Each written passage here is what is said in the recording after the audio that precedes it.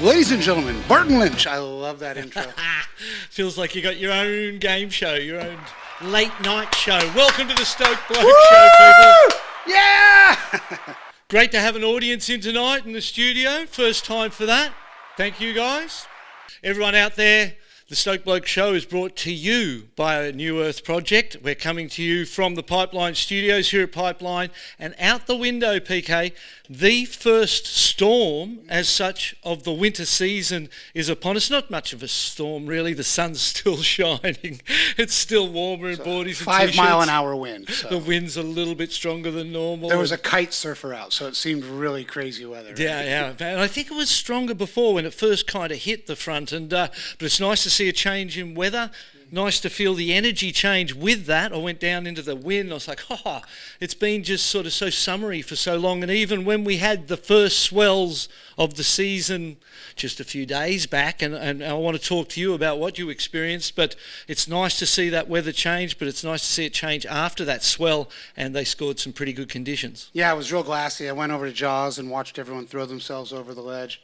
Your buddy Jamie was there, Mitchell, and then I mean, at the age of 86, he's still surfing Jaws, and then taking the midnight train to Mavs. He crazy. I think he is that same vintage as Kelly Slater, and was the sort of doing similar things in his world of ocean sports while Kelly was competing. And I think there's an inner drive that exists between the two of them that drives each other. And I know it particularly inspires Jamie. I did see a shot of someone in a lip, and then next thing I know, I see that they're upside down and falling over the falls that he sent me. So had a couple the picture of that you're speaking of, I hope we can get a copy of it. So you got to give it to me. Yeah. That's Tommy, our painter, who painted this house. Oh, was that Tommy from our neighborhood? That's Tommy, yes. Oh. And I saw him in the morning, and I thought, Tommy, what are you doing here? He goes, yeah, I'm just going out to Jaws with Jamie. I'm like, okay. I'm thinking, does he do this? Yes. And then I saw him the other day. I said, how'd you do? He goes, look at this picture. And it's like that Tom Doslin picture where it's just the leash. He's like 20 feet. Well, there's one of Jamie exactly the same too. Really? Yeah, there's one of Jamie with the leash and he's upside down. So he saw the master do that and figured that's how you did it. Hurts my neck. I was watching from the cliff. I had a little vantage point, and it looked 10 to 12 feet. And then I saw those angles from the boat, and it's 20 to 25. And I thought, oh my gosh, we're so jaded. We're used to 60-foot Jaws, you know? And everybody's like, it was a good warm-up, was a bit inconsistent, wasn't it? That's what I was feeling. And I was looking out front. I didn't look very often because really, they're the days you wait for, that you live here for, that you just... And you can't get in the water yet. I can't get in the water yet. 6 weeks today on the old back, so that's good and feeling good. Been swimming, getting in the water. Yesterday, I grabbed Lion's board when he came. I said, give me that thing for a sec. And I jumped on and I paddled around. And just a paddle. Paddle a surfboard, and I could do that, and I could jump up on it. And don't go too early, come on. No, I know, but I just did have a little play just to feel, not on waves, but just in the flat water to see how, and I feel like progress is good. Yeah. Tommy, on the other hand, the painter, that story. He was walking fine yesterday. That wipeout looked horrible. Yeah, but that's a fantastic story. He started training in the summer with Jamie. And he actually went on another program to do a Spartan race first that they had here last year or a year ago. Dude's gnarly. And he's turned his life around. He's become so fit, so focused, and he's always wanted to do the big wave thing, and then all of a sudden he's able to elevate himself because of the fitness and the confidence and the company that he is keeping. And it's a very cool story, very cool thing to watch, and tagging Jamie around's it's a tough gig. Yeah, following Jamie. You need to be strong, mate, to do that. You need to be courageous. And Tommy's on the program. Did he go to Mavs too? I don't know. I wonder if he did that midnight Mavs. Just the overnight plane ride has got to not be too fun. And into the full steamer and the gloves and the whole thing. 5'4". They're so adaptable, eh? Wow. Good on you, boys. First swell of the winter here. Here was good. There were good waves around here on the way down. How to get out front here. It got pretty good at certain moments. I saw some John Florence footage and Nathan. Yeah, that looked like a good wave. I saw the Surfline cams. Yeah. So they were in and amongst it. There were moments in the raw power that was most probably 12 to 18 in general or something like that in a old school fashion of calling things, and people scored. So the season's off and running, and in and around that big swell, there's been consistent waves the whole October, and there's been lots of 6 to 8 foot days and different surfs. So it's been a fantastic. There was a couple start. great Rocky Point days. Yeah. Vahiti, Eve, Baron Mamiya, of course, always gonna be out there. Makana Pang, Koa Smith, got that Koa yes. Smith wave. Come on, That's so your stylish brain and went so right good. to Tom Carroll, right? Yeah, Just had that vibe. And I did, and I was thinking Cole Smith from Newcastle. I was seeing all these older school goofies that would transition up to the nose and get that nose in, and the way he held his body, Koa's, that shows the old soul in there, doesn't it? You know, his ability to interpret. That was super cool. That's because he's on different boards. You know, he's riding. What was that thing? That's an album surf, Right. and it's asymmetrical forefin. The thing is weird, Right. but for him, it's causing him to surf differently, and he likes it. Yeah. So it's a different approach. He's not trying to win heats. He's just trying to win hearts and minds. Yeah, and he's playing around in first gear with some style. He's and, in first gear. And that's the point, you know. There's a lot of time and space to expand and create when you're You can not have fun in rushing to first gear, somewhere. right. Oh, it's such Now a valuable thing. That's regarding the Barton Lynch professional coaching program, but first gear Yeah. can be a lot of fun. Yeah. We have this drill that we do with people where we focus on our performance in terms of gears, first through to fifth, and you can't, you know, everyone knows starting a car and getting it to move off the mark in third's a very difficult assignment. Second, but you start in first, you build momentum into second, up to third, fourth, and fifth.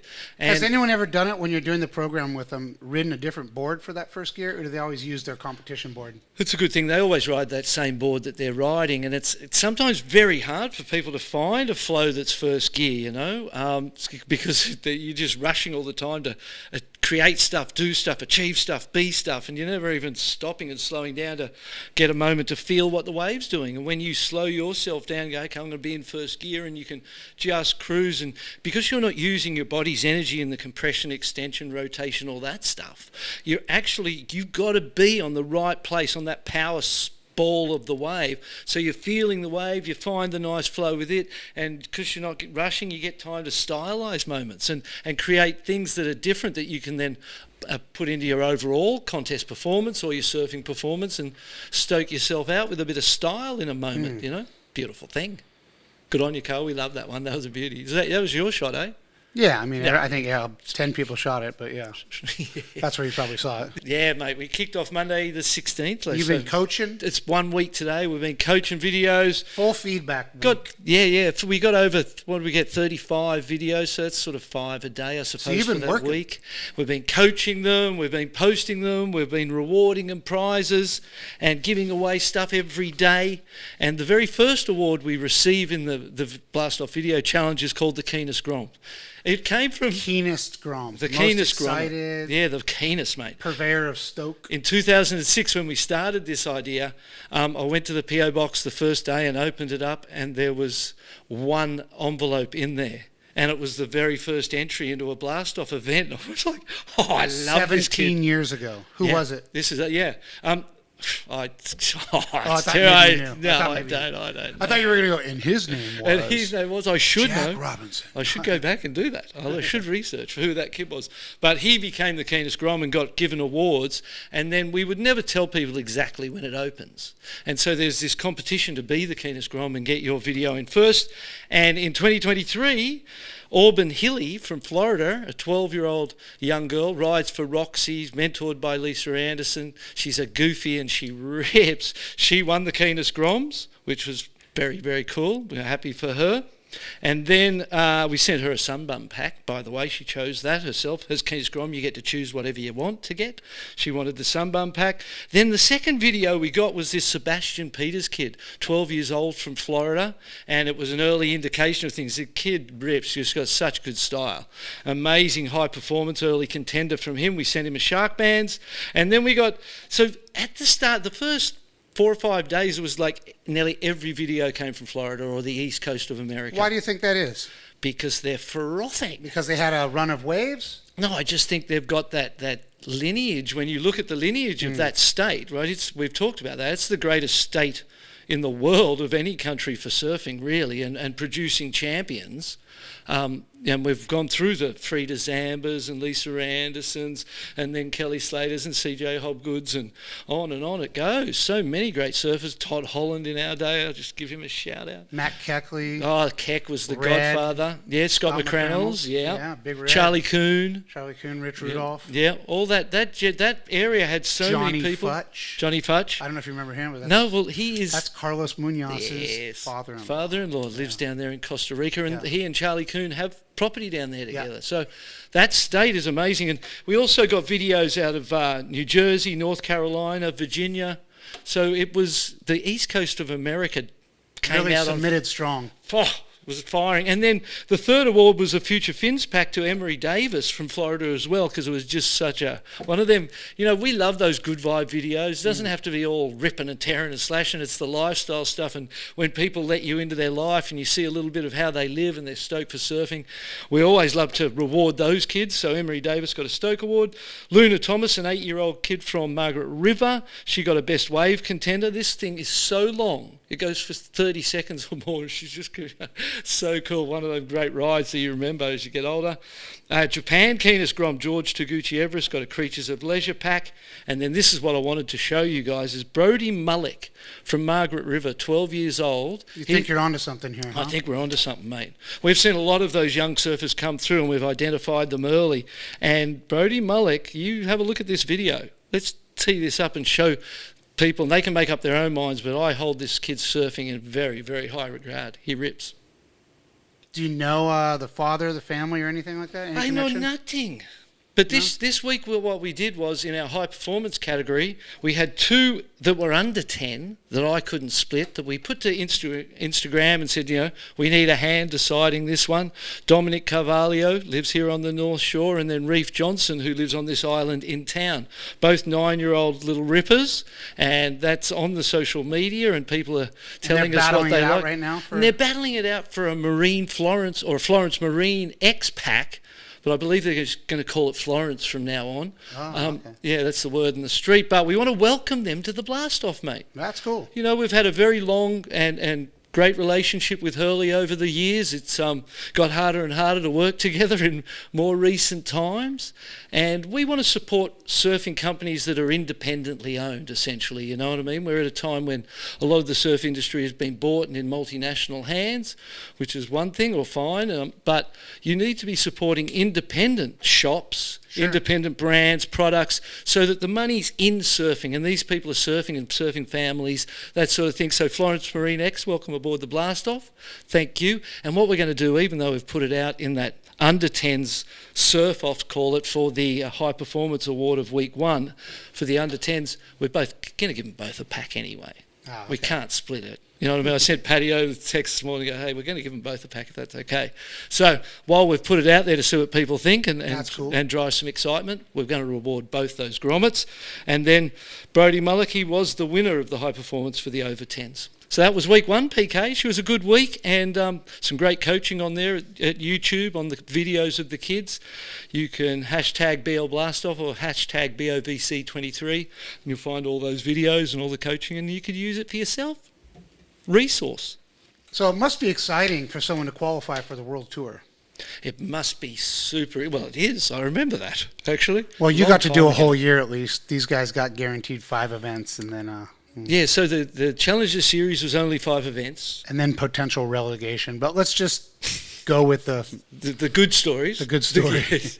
I he came made the in- tour after all these years. I came in here, I said to him, Eli, Cade, you Yeah. know, young guns making it. You got your Let's list? get 'em up here. All right. I've got a few screenshots here of those. Gosh, I wish those I had kids. time to put together how much it costs to do. I'd like to ask someone, what does it cost to do the Challenger Series? Oh yeah, well 5 events keeps the cost down. You only got, but they're all 5 individual trips. And what's a trip cost you? Let's call it 5.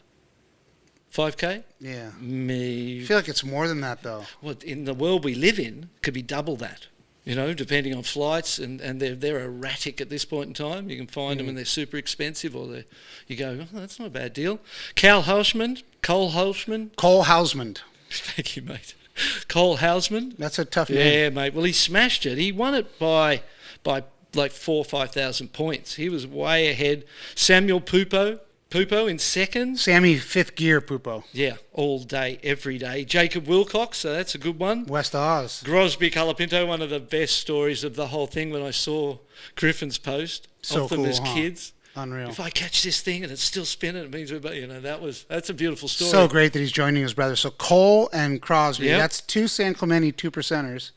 Eli Keep going. Hanneman. There's a third 2%er. He's part of But their he's- gang. yeah, he's even though part of the gang, mate. That's From right. Maui, from Lahaina. Yeah. So yeah. had a And rough then- year. He had surgery, smashed his jaw, lost 5 teeth at Pipe a year and a half ago. So big comeback for him. Yeah, we all, I suppose he's wore some pressure over the years because we all go, well, this is always going to happen. Right. You know, it's kind of the response that everybody has, isn't it? Like, about time, because he is such a talent. He is going to put the cat amongst the pigeons. If he made a final 5 at lower trestles, he could be someone who could challenge Felipe. Yeah, he's You know got what I mean? those airs and things. And he's so fast on the rail, and it's so explosive. And, you know, I remember doing the Waves Fast drill with him a long time ago, and he just was too sharp for that already. He didn't even need sharpening up by that. Right. You know what I mean? He was already at that level. He's the only person that I've seen do airs, and I've seen it about 3 or 4 times where John's jaw was dropped. Right. And John waited for him to come in and high five and be like, dude, that was insane. Yeah, he's going to threaten. He's going to Yeah, scare people. he can be real gnarly, and he's gnarly in big waves. And that back, he's got it all come along. Growing up in Hawaii, you know, you've got that side of things, you know, building as Yep. well.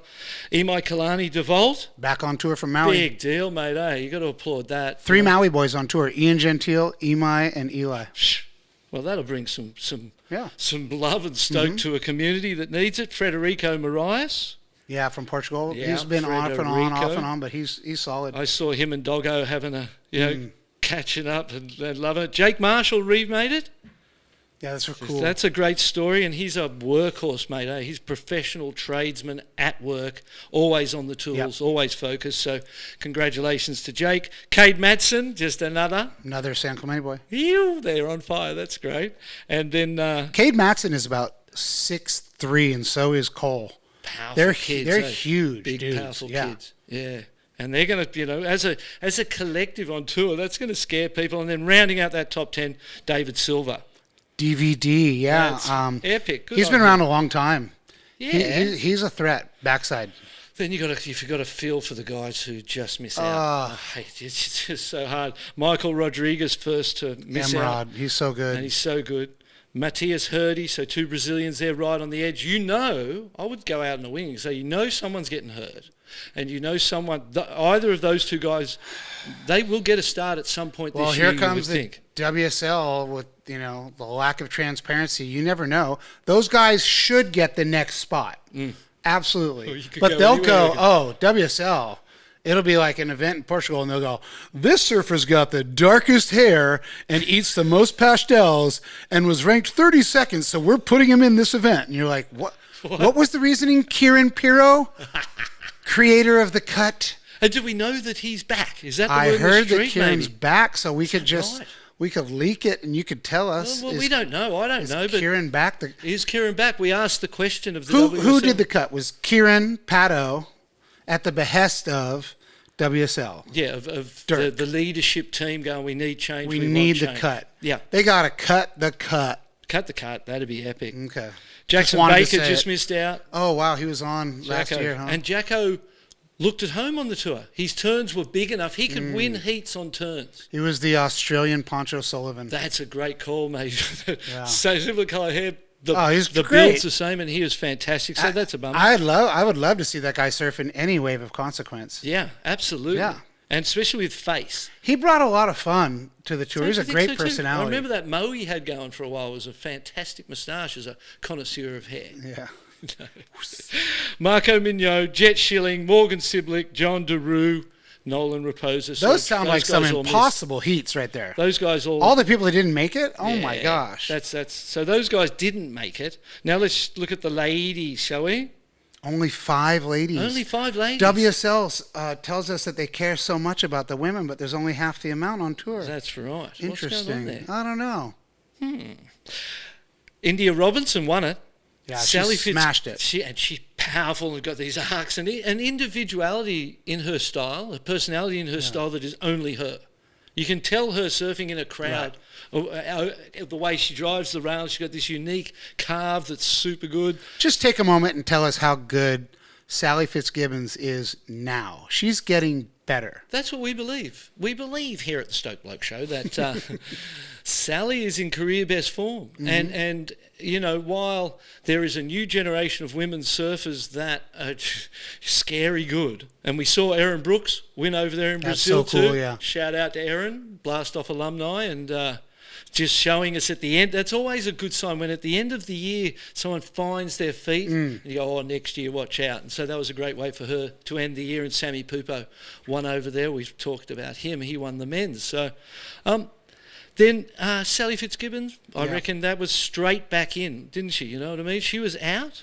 And you go, well, maybe that's the end of her career. I bet that's what everyone thought. Yeah. You know, that's the end. And then you next thing you turn around, she's second on the Challenger Series, consistent and back on tour. And she's been working in that aerial department, in the department that a traditional surfing style would lack, and you may lose a heat because you don't have progression. There's the young girls coming through, got plenty of it, but Sally may have worked more in that department than most other people. You know, her air game is actually surprising when, and I don't mean this in a disrespectful way, but when you consider the age and the length of tour and all that, to continue learning new stuff. Nobody from her generation could have requalified this year. It's a fair call.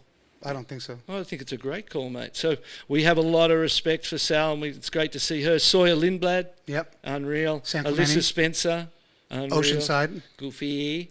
And then Isabella Nichols from Australia, and great to see her claw her way, fight in, fight out, go through the emotional roller coaster that we've watched some of the men do, and they always come back better. And then just missing out below the qualification, Luana Silva. But she's got a lot of time, and she will get there. You know, she'll get back on. It's good. It's not. I don't feel emotional about that. I go, wow, you're right there. Good year, you'll get it, kind of thing. There's positivity. Bronte McCauley was just outside as well. She's always so close. She's getting a lot of call-ups. Yeah. She's always getting that like wild card invite. And then there's a few names back in here that you know kind of were in qualification. Nadia Erostabe. Who knows how terrible Spanish. I've got to get better. Erin Brooks, and then Vahini Fierro and Sophie McCulloch, a couple of ladies who have been right there and were vying for position but just missed out as well. So what did Erin move up to? She moved up to like 8th.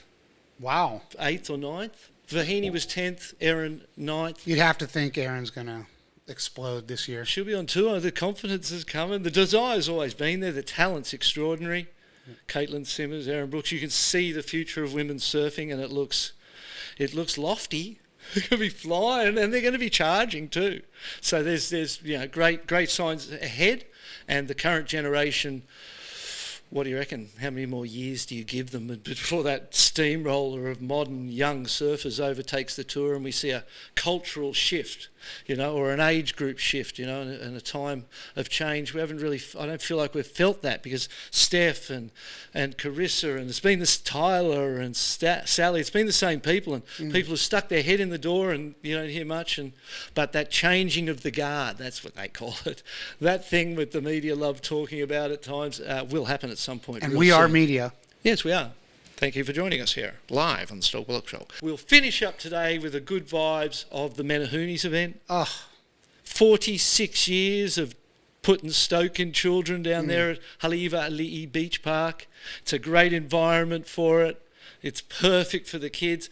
We've got a great team of ex-professional surfers essentially working in the space to make sure that tradition, they're all down there passing on the traditions to the kids. Joel Centeo and Sean Moody, and I saw Berger there. Freddie P. Kavika Foster, Ivy. Yeah, Ivy. Betty Lou was helping out. Yep. Betty Lou said that she was in that contest since she was 6 years old. She'd walk across the street till she was 12, and then she just started helping out. And that's kind of the natural progression. You go down and you surf in the Kakua division, then you surf in your age group, and then you're just there to help. Yeah. It is a true community event. There was about 500 people. Look at this picture.